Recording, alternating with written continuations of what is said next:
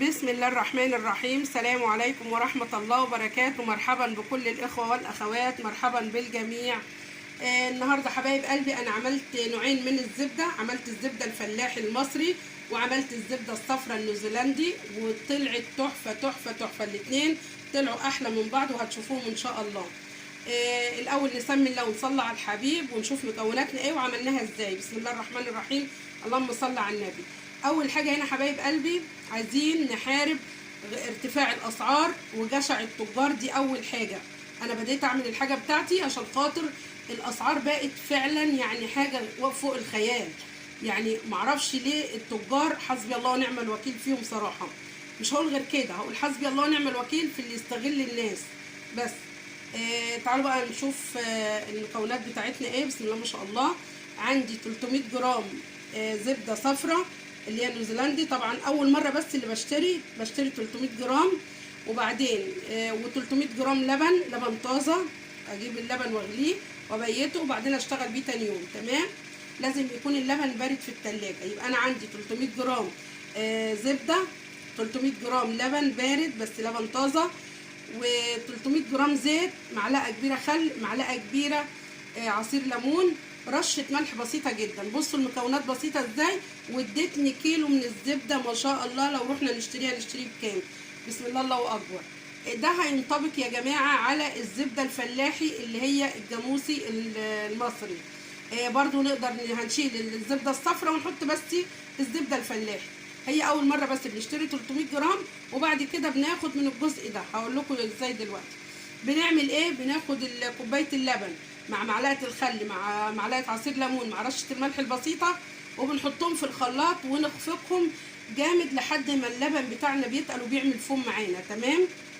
بعد كده بنضيف معلقه الزبده الصفراء او الزبده البلدي ايا كان اللي هنعمله، بنضيفها تدريجيا والخلاط شغال. تمام. بعد ما نضيف الزبده على اللبن وبرده الخفق شغال مستمر، هنحط بقى الزيت سرسوب. ننزل الزيت كده، كوبايه الزيت اللي هتبقى عندنا ب 300 جرام، هنفتح الغطا بتاع الخلاط من فوق وننزل بيها سرسوب بسيط على الخليط اللي جوه الشفشق بتاع الخلاط اللي هو اللبن والزبده. تمام. ونخفق. هتتقل معانا بشويش. نشغل الخلاط ونقطع، يعني نشغل ونفصل لحد ما نسيس الموضوع، لحد ما الزبده بتاعتنا تتقل معانا والزيت اللي هنحطه هيتدرى خالص. بعد كده هنجيب قالب بتاع الانجليش كيك او اي علبه عندك بلاستيك بتحطي فيها كيس تلاجة او ورق استرتش اللي متوفر عندك، وبتفضي فيه محتوى الخلاط اللي هي الزبده بتاعتنا، وبتغطيها كويس وتدخليها التلاجة لمدة 3 ساعات. بتحطيها في التلاجة من تحت او في الفريزر زي ما انت عايزه. في الفريزر هتاخد لها ساعه تقريبا، لكن لو حطيتيها في التلاجة من تحت هتاخد لها ساعتين 3. دي حطيتها في التلاجة من تحت خدت ساعتين وبقت النتيجه زي ما انتم شايفين كده. بسم الله ما شاء الله. رغم ان انا مقطعاها والمطبخ حر، لكن بصوا النتيجه هايله ما شاء الله. تمام. دي كده طريقه السمنه البلدي، الزبده البلدي والزبده الصفراء. انا عامله الفيديوهات كامله على قناه مع ندى وفري ودبري. طبعا هينزلوا النهارده ان شاء الله. اللي حابب يشوف الفيديو كامل والطريقه كامله والمكونات كامله على قناه مع ندى وفري ودبري. اللي مش عارفها هثبت كومنت تحت الرابط بتاع الفيديو ده. تحت الفيديو ده اول كومنت هيبقى مع ندى وفري ودبري للي حابب يشوف الفيديوهات. وبصراحه ربنا عايزه اقول لكم لازم نحارب غلاء الاسعار وجشع التجار، ونقول لهم اتقوا الله اتقوا الله اتقوا يوما ترجعون فيه الى الله.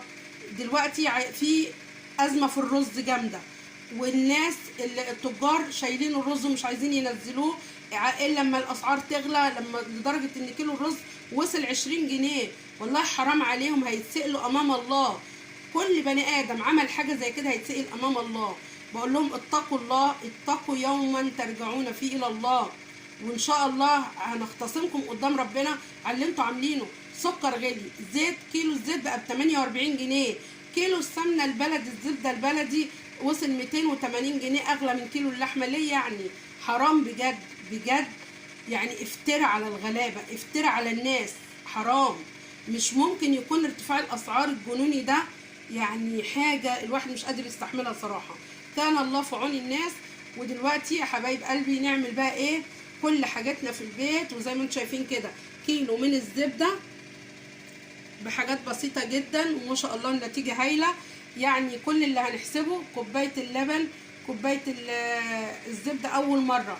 لما نيجي نعمل تاني مره بقى، قبل ما انسى يا حبايب قلبي، لما نيجي نعمل الزبده تاني مره مش هنشتري، هنشيل من دول مثلا 300 جرام هنوزنهم، نشيل منهم 300 جرام على جنب في علبه كده محكمه ونشيلهم. قبل دي ما تخلص ناخد ال 300 جرام دول ونعمل نفس الحكايه. تمام؟ عشان مش هنشتري الزبده غير نشتري 300 جرام او نص كيلو مره واحده، وما نشتريش تاني، ونبتدي نعملها في بيتنا زي ما انتم شايفين كده.